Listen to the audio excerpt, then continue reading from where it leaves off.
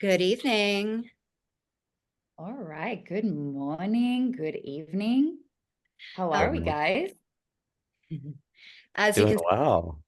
we have fabulous Andrew joining us for our new moon solar eclipse episode.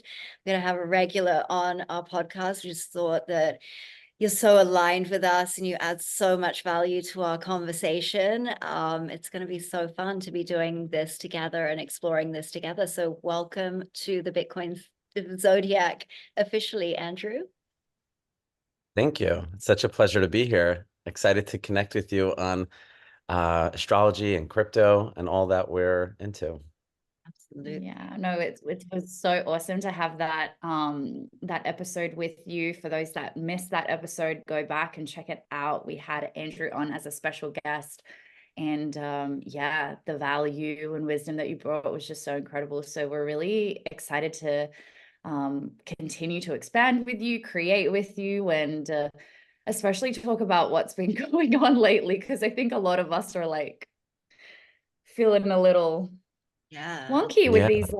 these energies. How have you guys been Yeah. feeling since the lunar eclipse? What's been going on?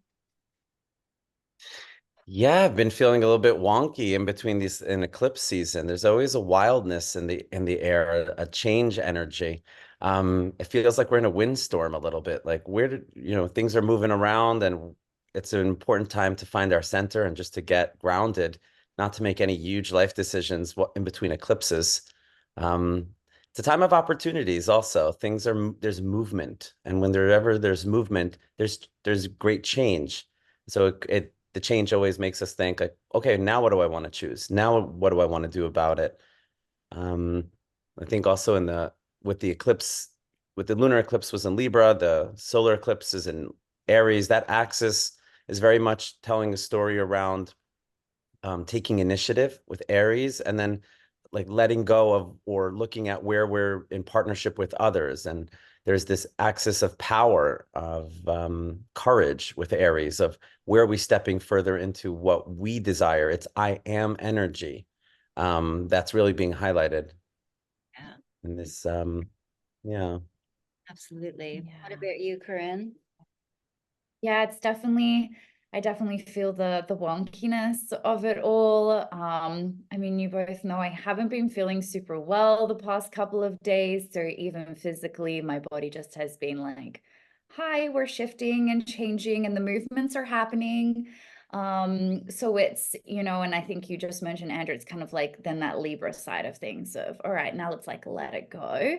It is about relationship with self, also obviously relationships with others, especially when you're not feeling well and maybe you had commitments, and it's putting those priorities in alignment. It's just interesting. It's just been a very interesting time, which we expect nothing less from this period. And also having stepped into Mercury retrograde, I always find it so interesting how the lessons, or I don't even like that word, but maybe you two can think of a better word, but it's like those things that we know that we have improved from.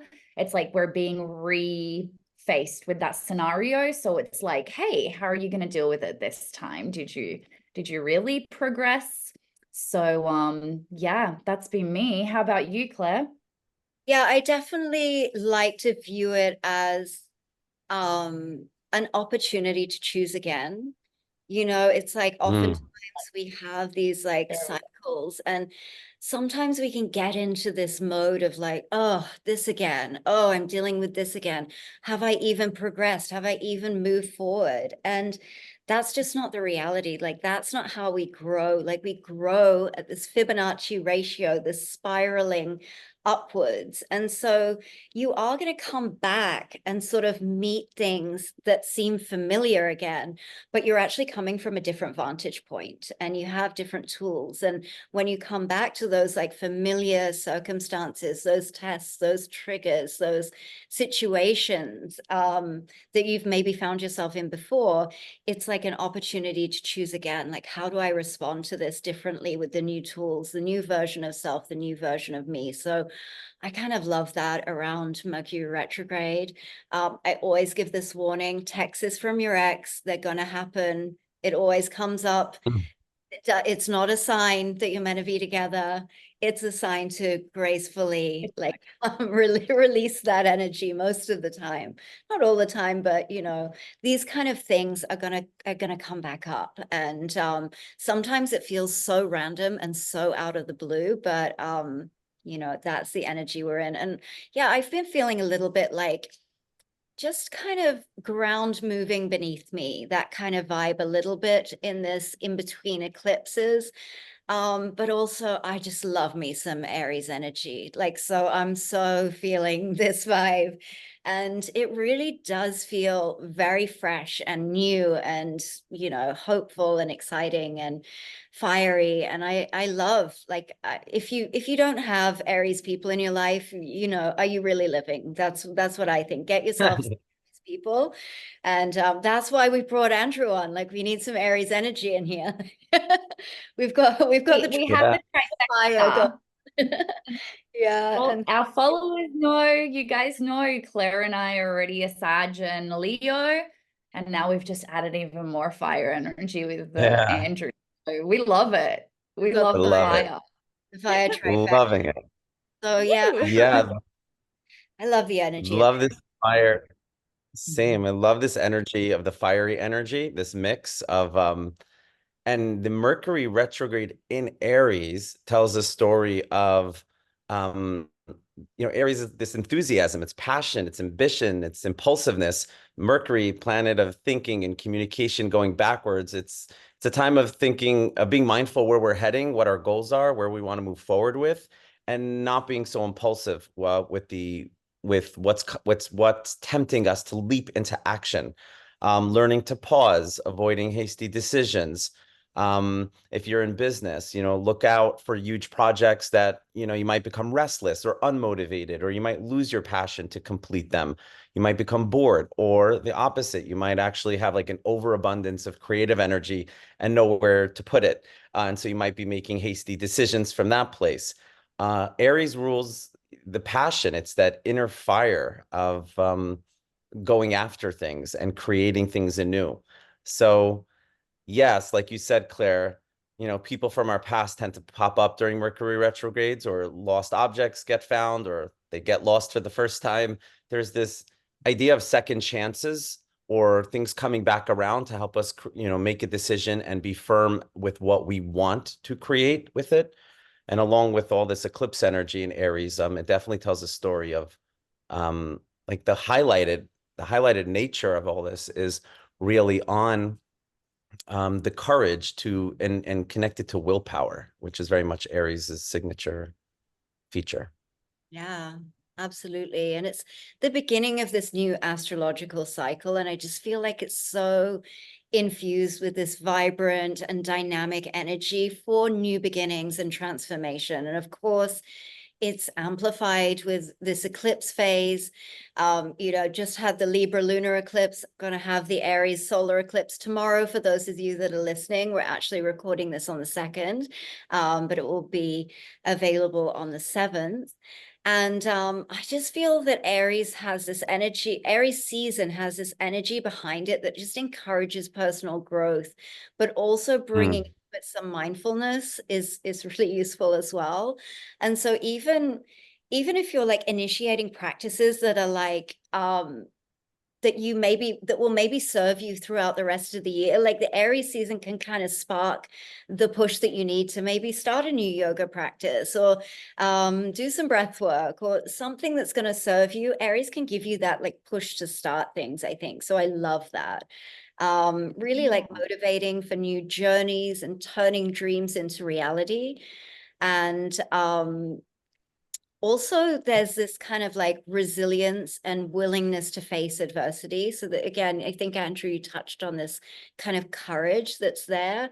And the importance of embracing these challenges, like turning challenges and seeing them more as opportunities to sort of push through and evolve through something. So Yeah, encourage making changes to live a life aligned with our deepest aspirations. That's what I've got written down for this energy. So loving that. Mm-hmm. I love I really feel like, you know, how Aries, and especially with this new moon coming, that is the mark of the new astrological year. I think of like the new calendar year, right? You know, when you're there at the end of December, start of January, and everybody is going and making their New Year's resolutions, and there's that buzz, that excitement. You're like, yes, this is it. This is how I'm going to go and start this new year. And that's what I really feel like during this energy. Maybe, you know, the Gregorian calendar is not the one that we're actually meant to be following. And instead, with the planets, we, you know, and I do know that some cultures still to this day actually are aligned with the lunar calendar, and they follow exclusively that.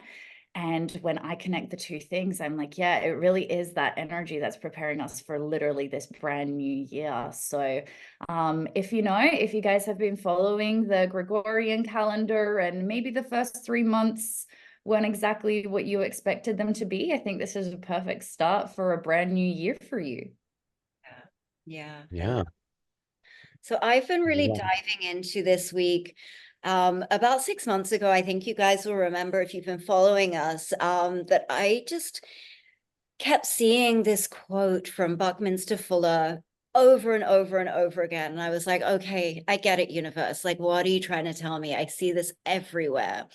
And that quote was, you never change things by fighting the existing reality. To change something, build a new model that makes the existing model obsolete. And I love this. It totally aligns with how I feel about Bitcoin, how I see Bitcoin and the evolution of Bitcoin. And Buckminster Fuller was an American architect, a systems theorist, a writer, designer, inventor, philosopher, and futurist. I think he would have been a friend of the Bitcoin Zodiac had he been alive at this time, for sure. And I watched recently this interview that he did in 1967.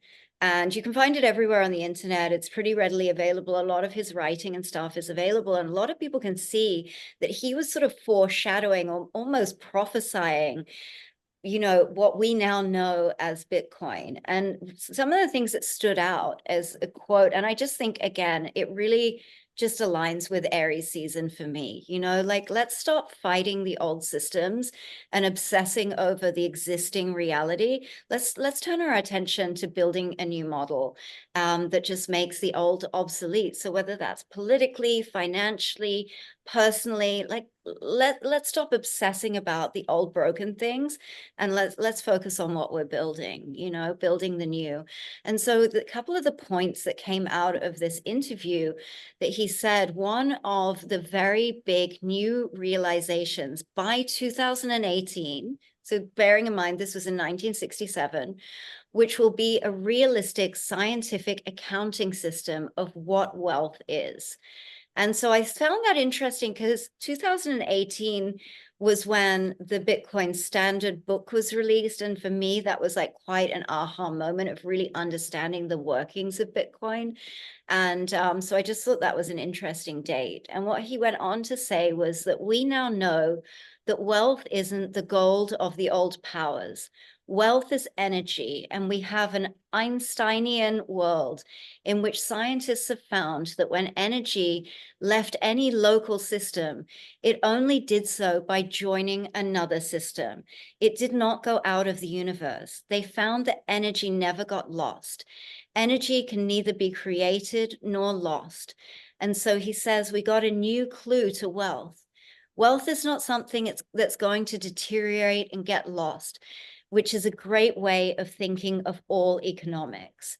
Now, to me, that just screams Bitcoin all over it. Obviously, we're coming from a different perspective, a different vantage point. But when I think about Bitcoin, I simply see this transfer of energy from one system into another system. And when we look at the adoption curve of Bitcoin, that's really what we're witnessing. And so I just thought it was so cool that, like, someone was talking about this in 1967. It's like talking like we do. What do you guys feel about that? Wow, I love that. Buckminster Fuller, big fan of his work. Um, I love that how he said how the energy is always going towards something else, and that's a very big teaching in consciousness around money, where money is not ever like really create, like when someone's creating money, it's not necessarily creating out of zero. You're always tapping into a flow that's already there. So money is flowing, and when you're creating money with a business idea or something, you're tapping into an existing flow of energy. And so Bitcoin is a flow of energy just as much as anything else. And crypto as a whole is a flow of energy. I think that, Bitcoin, crypto, they have not gone mainstream yet. Yeah. But when that happens, when some new crypto infrastructure, some idea will take this all into the mainstream, it will become part of the lingo and part of the flow of energy of people's actual economic power. Yeah. Absolutely. Yeah. And I feel like, and I remember the very first days that, Andrew, if you don't know, like Claire and I, what's it been now already, like 2, 3 years ago, we would jump on to Zooms and we would just be hanging out, being like, did you see like crypto and astrology? And we started aligning things. And I remember some of our very first conversations, we were really talking about these sorts of things. We were like, you know, Bitcoin really is sure price action, all those things, but we just see this flow. We see this growth of sure adoption, but like we've always said, I think these were the words, like how Bitcoin is a representation of the human consciousness, of the human energy, and flowing and expanding as we expand and transform into the new. So, when you just zoom out even a bit on a Bitcoin chart, I really feel like that's exactly what we see. So, to think Yeah. that they were already talking about this sort of stuff back when, I mean, blockchain technology hadn't even been created back then. I don't even know if the US dollar had gone off the gold standard yet around that time. So it's interesting how they were already thinking and Yeah. intuitively, like getting these downloads of what the future is going to be. Love those confirmations. Yeah, Yeah. apparently there's other writings as well from like Henry Ford as well, from even like 100 years ago, where he was sort of talking about things that sound very much like blockchain, and so I haven't had a look at that yet, but I'm definitely going to dig into that because I just think it's so interesting. And it's like some of the work of Rudolf Steiner, if you read some of his teachings, it's like he was prophetic and he died over 100 years ago, but some of the things that he wrote about then we're literally experiencing living now. So I think it's definitely worthwhile to not ignore some of this wisdom from the past for sure. Mm. Yeah, that's so amazing. And now we fast forward to 2024, and here we are with Bitcoin having created new all-time highs. Well, first of all, that Bitcoin was even created and that it's being adopted. People are accepting it. Many countries are even starting to buy it. Lots of business owners, people are just starting to shift. I mean, more and more that I get to know crypto communities, the more I just see people being like, yeah, like exiting fiat. Now I can do majority of my transactions with crypto, and we're just shifting into this whole new world, which is it's so beautiful to see. And um, shall we dive in and look a little bit at Bitcoin and some of the astrology there and what it's been doing? Because I know that so as Claire mentioned, we're recording today on the 2nd of April, and 2 days in a Mercury retrograde. And as we know, Bitcoin gets a little bit temperamental with Mercury being in retrograde. So we have had a bit of a drop, which is like a 8% drop, nothing too significant when it comes to crypto. These are the sorts of things that we expect with just or really, we always say expect the unexpected during Mercury retrograde. So I think that's led us to expect now, like, it's just going to go up and down and we're just going to let it do its thing during these times. And, before we even get into like the future and what we believe is to come with the astrology that we're seeing right now for Bitcoin, I did want to just retouch on that lunar eclipse that passed from our last episode, which did end up being quite bullish. It did have this nice push, a little bit different to what we might normally see around a full moon. I think like it was just getting ready to break up and out. So in 2 days, it went up 10%.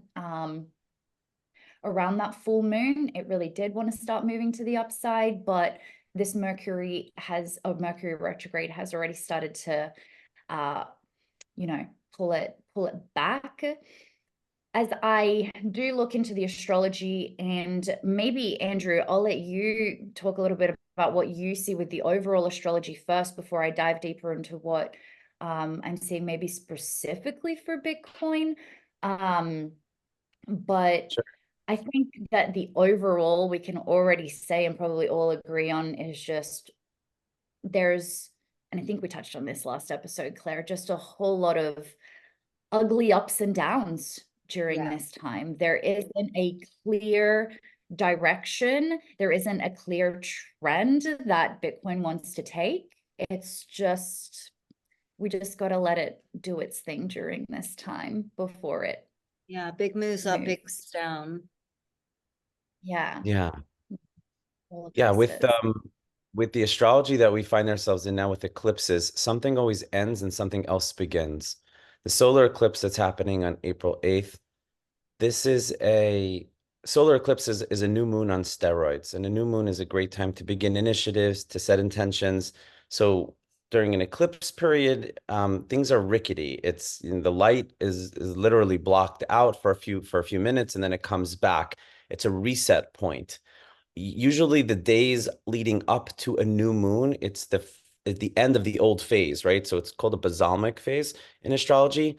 And the days leading up to a new moon, it feels almost like you're walking over a rickety bridge where there's like a lot of energy, and then the new moon happens, and then things begin afresh, anew.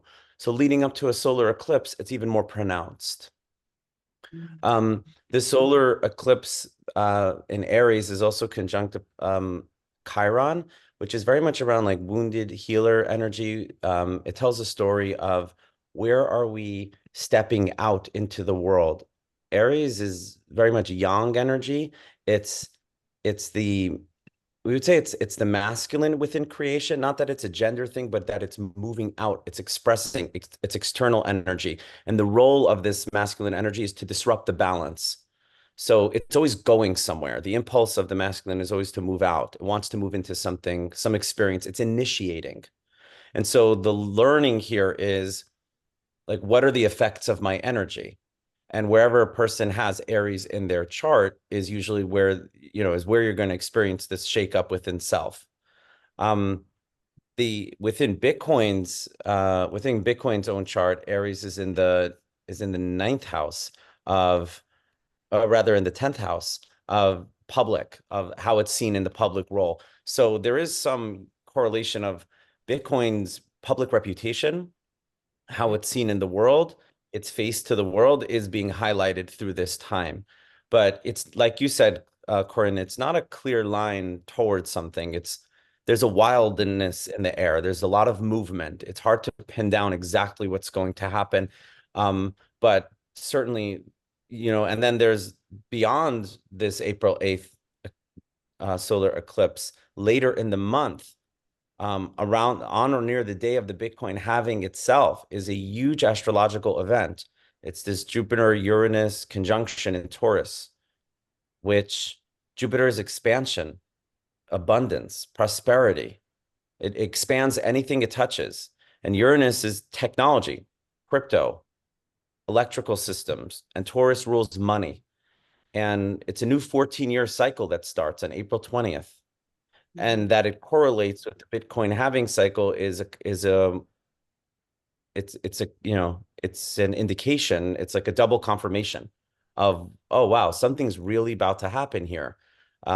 Astrologically, without regards to crypto, something is about to happen. There's a new system coming forth. The last time it happened in Taurus was 1941. So it's been a while. And I think that with this shakeup of energy with Uranus, Uranus is always unpredictable. We don't know which way it's going to go. So it might feel a little bit jagged at times. Things might go crash, might go way up, might go down. Nothing really stays the same when with that type of energy signature. So there's definitely a lot of movement coming. And then I would also add further out into June, May and June also are emerging months as it relates to astrology. So Jupiter going into Gemini is a huge expansion around AI and technology as well. But just let that sit for a moment. And what are your thoughts on how the Bitcoin halving cycle is really timed with this astrological event on April 20th? There are no Right. coincidences. Right. I know. As you were saying that, I was like, coincidence in my head, you know? It's like, it's just so beautiful how it all aligns. And you know, you were saying around how this is happening for Bitcoin in the 10th house. And in financial astrology, the 10th house rules government, politics, senior management, and leadership. So whether, you know, these are times where there's announcements that are made or something big, I kind of, and we talked about this last episode too, like I really feel like something's brewing and that something big is about to happen around this 8th of April. Doesn't mean that it has to happen to the date, but around this time, I just feel like something big is happening. Last episode, we also showed a video about how in Texas, they're like preparing and they've been telling people about making sure that you have enough food stocked for, I don't even recall if it was a couple of days or like a couple of weeks. And we looked at the astrocartography and how it's moving over the US. And again, I just like feel like something's really, really brewing, which is we'll see. We'll see. I also, side note, I wouldn't be traveling during this time. I don't know why, I like keep telling like my friends that. See, my Zoom confirms it. Like my like yeah, Mercury retrograde, this eclipse, I feel like it's an odd time. But then looking specifically at Bitcoin, and we can pull up the chart here, the transit chart, and I'll share my screen so that we can look at it. Okay, so here we have the transit chart specifically for Bitcoin on that 8th of April eclipse. And I have a few notes here of main things that I have been looking at. So this eclipse is happening at 19 degrees in Aries. And I recently learned, Andrew, you might actually have a bit more insight on this with your extensive experience in astrology, but I recently learned about the degree theory and how when, for example, we have an eclipse occurring at 19 degrees, that means that anything else that is at 19 degrees plays a key role inside of this, this transit, right? So Right. what's really interesting to see, thank you for the confirmation.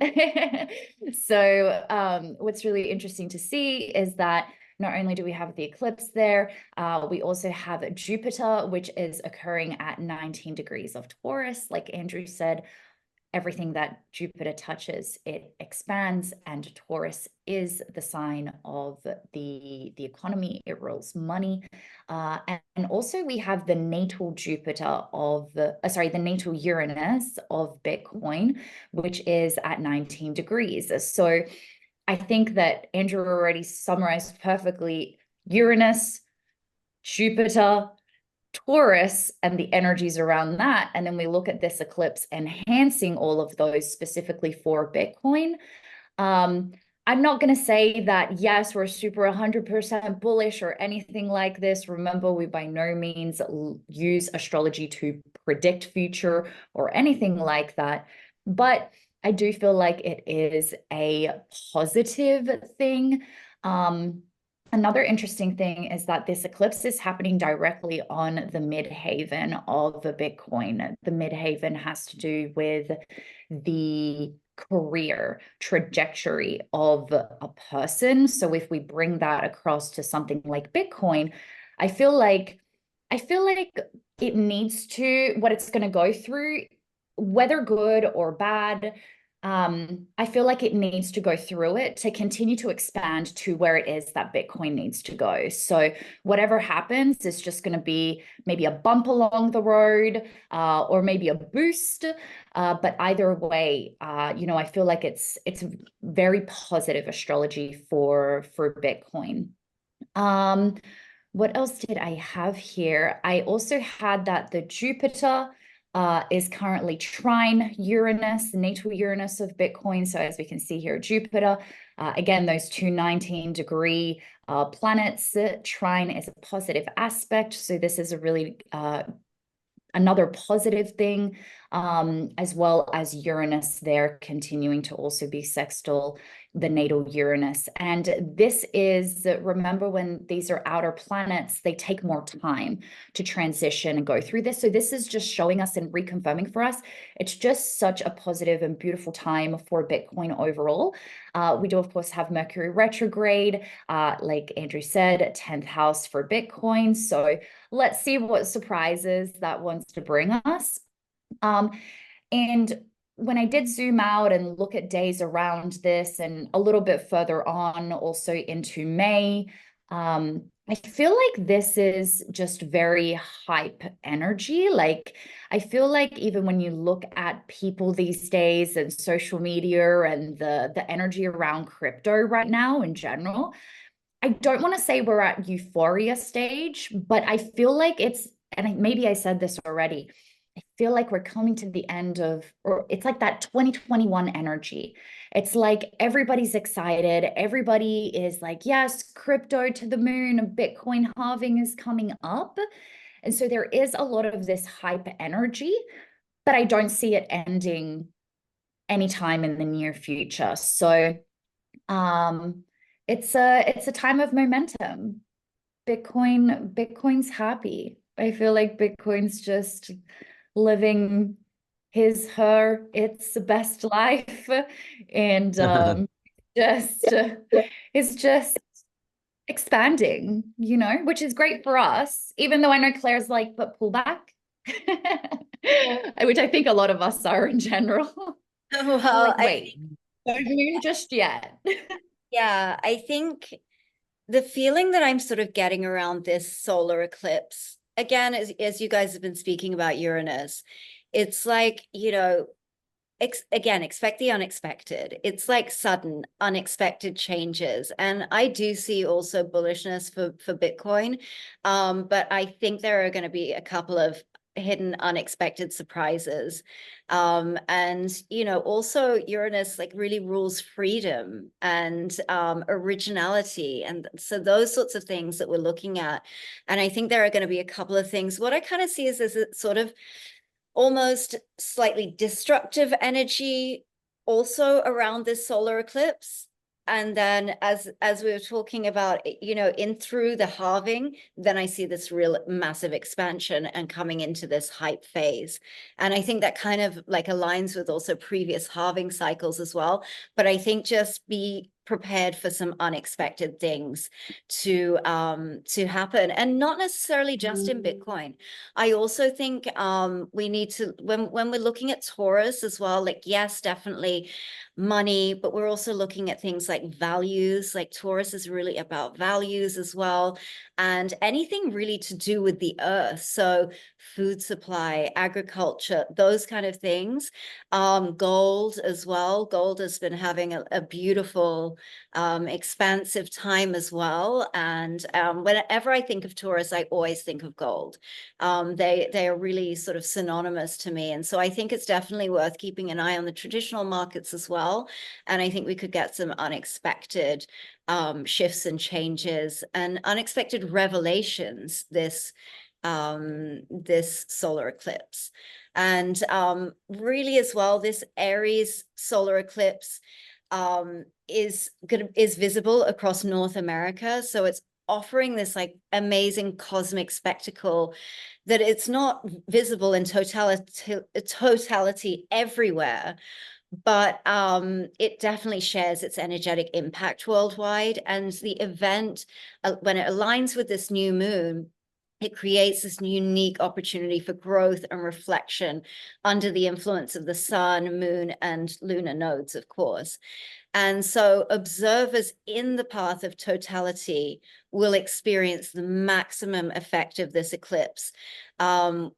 And so, which of course, as Andrew mentioned as well, does cast the earth into temporary darkness and prompts this like profound connection with the energies of the universe, you know? So beyond, like, this is one of the things that I sort of like to lean in on, like with eclipses, like, yes, it's rocky, yes, it's bumpy, but there's also this like element of like majesty and grandeur and like, wow, I'm part of something like so much greater and bigger than myself. And sometimes that feels a little daunting, but it's actually like really liberating. And I think it's super beautiful to be like, wow, there are higher powers working and orchestrating and moving things that are beyond my control. And I can kind of like sit back and observe this, this kind of like magic sort of time as well. So there is definitely that element to eclipse season as well. So, you know, kind of like just bask in this like, you know, wonderful tapestry and, you know, majesty of the universe and all of these like really incredible dynamic powers.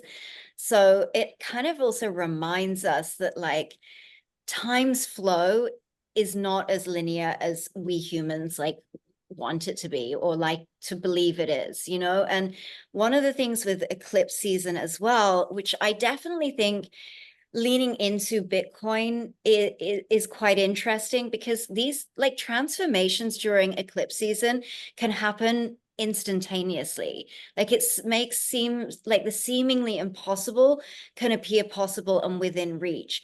And then also the opposite can be true, that like something that you think might be resolved quickly can actually take a lot longer, and take longer to unfold. So I think in terms of like Bitcoin, I do feel that there is this energy of a shift coming, and definitely in Bitcoin's public perception in the world, like the greater collective perception of Bitcoin and crypto and its role to play.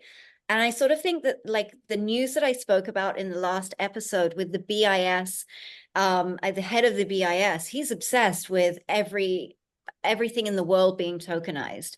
Now, obviously, he wants everything to be tokenized on his ledger and, you know, one global currency that, of course, he controls, or him, you know, as a group they control. But everything, if you blocked out the ledger that he's choosing, he sounds like a crypto person. You know, the way he's talking, it's all saying the same thing, but it's like, do we believe in this open source freedom movement, or are we looking at this, you know, even more centralized like aspect of what crypto stands for, and what this technology can do for us? So I think there is going to be that shift. And I think it's interesting how eclipses almost play with this concept of time, that things can, you know, transformations and perceptions can flick out really quickly, that you may think, oh, well, that will take decades to play out. Well, during eclipse season, anything is possible, and those perceptions can move really fast. So I think that that's definitely something to sort of be aware of, because that can be destabilizing for us too. Like we like to know what's up, how long things are going to take to play out, and you know, and that kind of thing. But you know, I could see that happening as well. And I also think that eclipses really bring to the fore, you know, eclipses are about alignment. They're the precise alignment of the sun, the moon, and the earth. And so this almost mirrors the need for alignment in our own lives. So they can serve as sort of like recalibration and this phasing out of misalignments to make space for things that truly resonate with our higher selves and our greatest aspirations. So I think really embrace this eclipse's ability to clear out the non-essential and, make way for the unforeseen blessings and be open to limitless possibilities, really, whether it's in Bitcoin, whether it's in your personal life. Like, let's not narrow those possibilities too tightly, because remember, we're part of something much bigger, much greater than ourselves. And I think the movements of the eclipses just really remind us of that majesty and that grandeur of the universe and this cosmic dance that we're all part of. So I just want to bring that like positive, expansive energy into eclipses, because I know that a lot of people are like, oh, what's coming? And it's like, we can also be like, hey, what's coming? So it's just like, which side of that do you want to be open to? All about attitude. That's right. Yeah, no, you're so right. I do feel like when you go on Instagram and you look at all the eclipse and Mercury retrograde memes, they are all like panic, oh my God, hide under my bed and not do anything. But it's quite the opposite when we get to say, yay, what's about to happen? And we just get to flow through it. Yeah. Yeah. Really well said. The job of an eclipse is to shine a light, a ray of truth on the part of your life that is being touched. And usually the truth will arrive in a startling way. So eclipses, in a sense, are brilliant illuminators. They reveal a truth or a condition that you didn't really know existed. And once you're given the information, it acts as a catalyst to make a major decision or an action we're going to take. Because the eclipse is conjunct Chiron around healing, I think on an individual level, for wherever there's something around healing, around where we are taking courage and where we are showing up with what we actually want to achieve. Where are we being more true to ourselves? There's something here about willpower and the solar plexus chakra, about stepping into something new and letting go of old stories of others or dependencies. We're moving away from that Libra South Node and the North Node again in Aries. So there's this abundance of Aries energy of where are we stepping into our truth? Where do we actually have to take a leap into the unknown? Where is our life, giving us a siren call of here, take courage here. It often is going to be in the area where we are most uncomfortable or where there's maybe some fear or pain or something that we may not want to look at. Once an eclipse comes by, the results tend to be final. Like there's almost a dramatic move. And in this fiery sign, it's really calling us to get in touch with leadership energy, leading ourselves out of whatever matrix or uncomfortable or messy situations that we have found ourselves in. I think in the collective also, there's going to be a big theme around people and their independence in relationships, because Libra is the polarity of the axis. We're moving away from that. Where can people use their voice and step into their own power within their own relationships, whether that's within business or within love relationships? It's a huge opportunity for the lunar eclipse that we had 2 weeks ago is speaking more of emotional, of a final ending, and now we're making way for this new moon solar eclipse, which is so powerful for initiation. And so if you are ritualistic, light a candle, write down your intentions, think about where you can step into greater courage for yourself and where you can show up from a place of like okay, so from a shadow perspective, Aries is about winning and it's about, competition. And that's why people who are born in Aries, they tend to be very competitive. But from Great at manifesting. manifesting, but from a place of individuated, what am I here for? What am I standing for? How am I defining myself in this situation? Where have I gotten lost in the story? Now, where do I want to be? Where's my new plateau? That's the Aries question. Where are we going for it? As the soul evolves, it becomes a lot about self-awareness. It's Aries is always about cultivating courage and confidence, certainty and leadership. whatever expression it's coming through. If it's a shadow expression, someone's trying to maybe control another person, or they're being very abrasive. At a higher level of expression, it's about really becoming a leader as a service, and, you know, trusting their instincts and knowing when to. Aries is so much about action that the higher expression of Aries is also about inaction. It's about knowing when not to do something from a higher expression, because that itself is in action, right? Like the process of life unfolding means to not act, to not make a choice, to not be decisive about something, but to sit with it for a while, which is the Libra polarity. Libra is always like, hey, maybe we shouldn't do that right now, you know? And Aries is like, oh, okay, I had this strong feeling, the strong desire. That in this solar eclipse energy, it's really about getting in touch with where could we step greater into our truth? Where do we need to take that leap? And so for Bitcoin natal Chiron is Aquarius.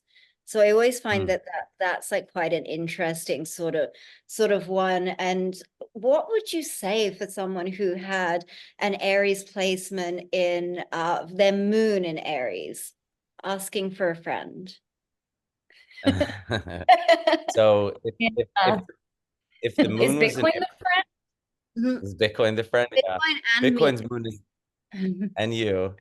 So Yeah. moon in Aries in general, just from a natal perspective, there's like an internal feistiness. There's an emotional fieriness of excitement. Um, in in humans, there's usually a fiery connection with the mother or motherhood, or it could be sometimes combativeness, or other times it could be warmth, but there's like an inner flame connected with mother and with nurturing. With Bitcoin, which is not a human, but it is still energy, right? It's a stream of consciousness. Bitcoin's moon in Aries is at 4 degrees. This is all happening at 15 degrees. We wouldn't say it's conjunct, but we would say it's in the same arena, so we can interpret it. The emotion of Bitcoin, like the feeling of why people are in it, would be activated. So we could look at, well, Bitcoin's moon in Aries is in the 9th house. It's around the 9th house rules, our understanding, our belief systems. So people's belief systems may be validated or may be catalyzed. Oh, you see, this is why we need it, or this is why it's so important in the world. And I told you, and this confirms my feelings around why Bitcoin is needed, because X, Y, and Z is happening in the world, and so forth. So it can bring up a lot of emotion and a lot of feeling and confirmation around why it exists, or why it's necessary, or why it intrinsically is is is there. That very So much sort of actually like align, as you're saying, that really aligns with sort of what I was sort of feeling before, in the sense of that I think that there is a shift in perception coming for Bitcoin in the public arena, in the collective consciousness, away from, you know, previously it was like, oh, it's gambling, or, you know, it's just used to buy drugs on the dark web or whatever. And then it came into this space of like people like, oh, hang on a second, I could really make some money here. And I sort of feel that there is this shift coming of like, oh no, hang on a second, this actually might be really useful, like something that where we remove the trust from a trust-based system and move into a verifiable system. I really think there's a sort of narrative shift around that, where we start seeing some of the fundamentals, the true nature of Bitcoin, the true fundamentals of Bitcoin, and people being like, oh, hang on a second, this is different, and this maybe is why we need something like this. I could definitely see that shift is happening. I've been waiting for it to happen for ages, but you know, I've got an We're Aries, so early. super impatient also, but yeah. You're talking to 3 fire signs. Yeah. We've all had to work on patience. yeah.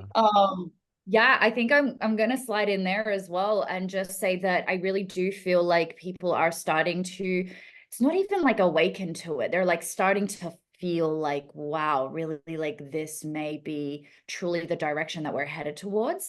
And what I also love about eclipse season is that so much comes to light that's being hidden in the dark, or this is like where like things are like really like put in your face.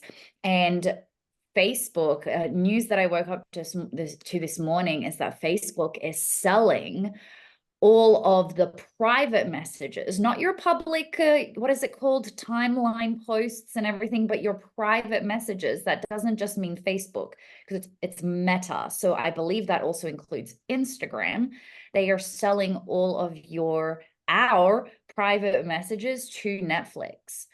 And when I see this, I'm like, this is screaming like, hello, our old system is not working. Like our privacy is gone. Like I actually feel like we could get into a whole human rights thing here, but I'm just like, how did we get to this? How did this happen? How did we just allow this to happen? And I think that when news like this comes out, it really makes us think, wow, we need something new.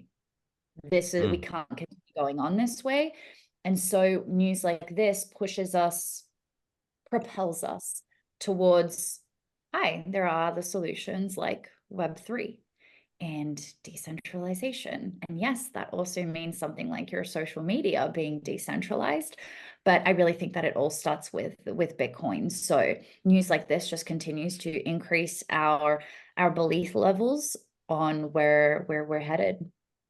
And it starts with Bitcoin. Yeah, I think that's so disturbing that Meta is selling Netflix. These huge corporations are just playing football with our data. At its core, data sovereignty is about maintaining control and ownership over our own digital footprint. We don't. We're at the behest of big tech. We use their systems. You know, what else are we going to use? There is no alternative. But like you said, Corinne, it's this giant sign that's saying like, this doesn't work. This is exploiting us. You know, we are the product.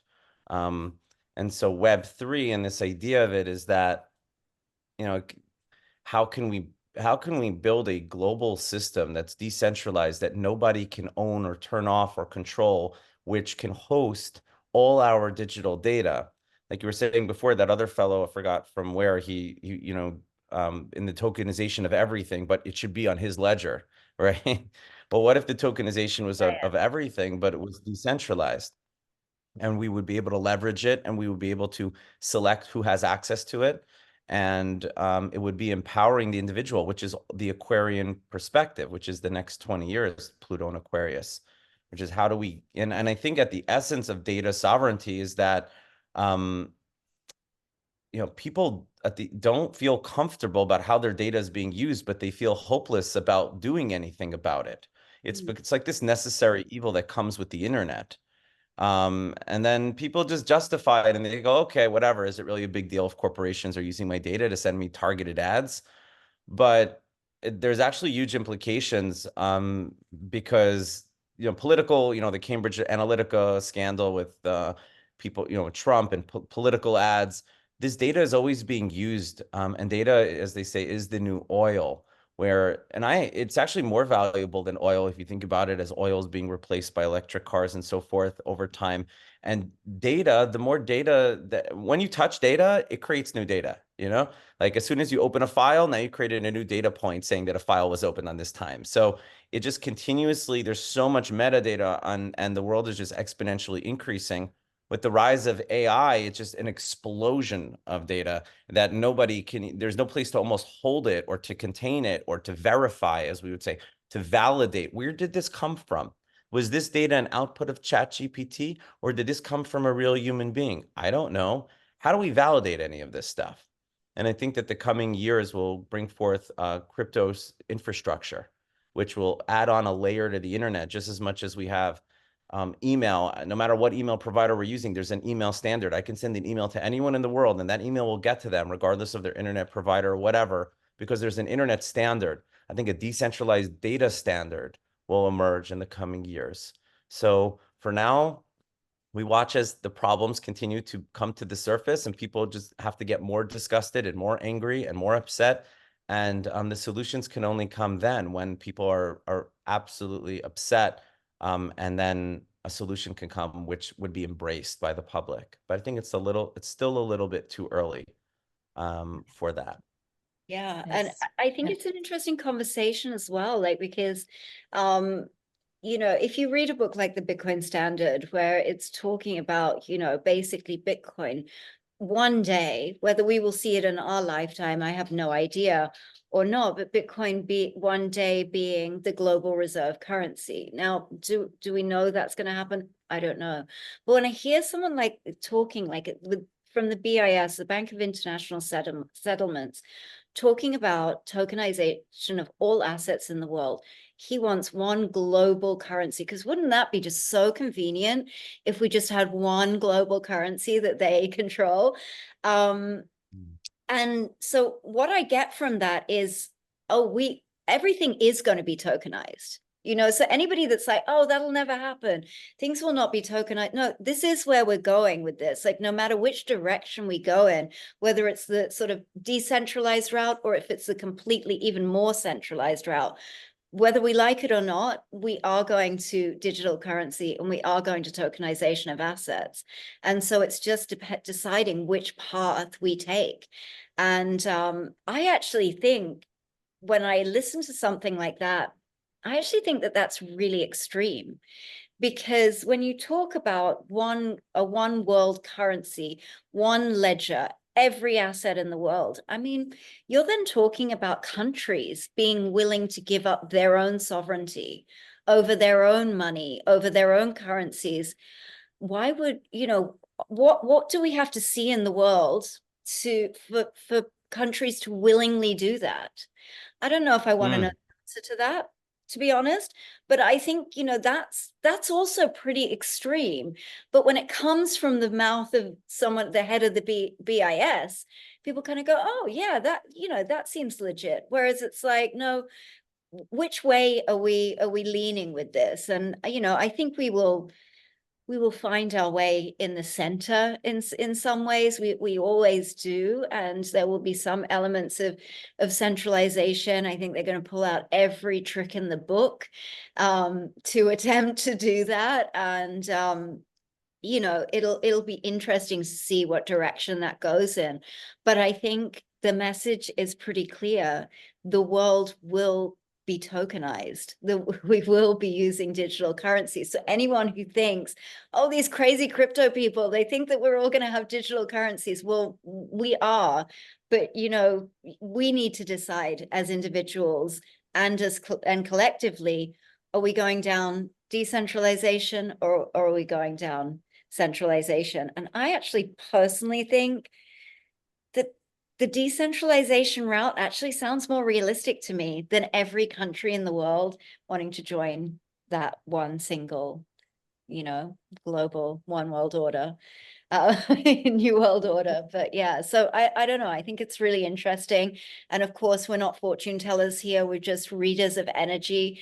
And, it'll be really interesting to see how this plays out. And we're here to document it through every moon cycle. So it's going to be really fascinating, I think.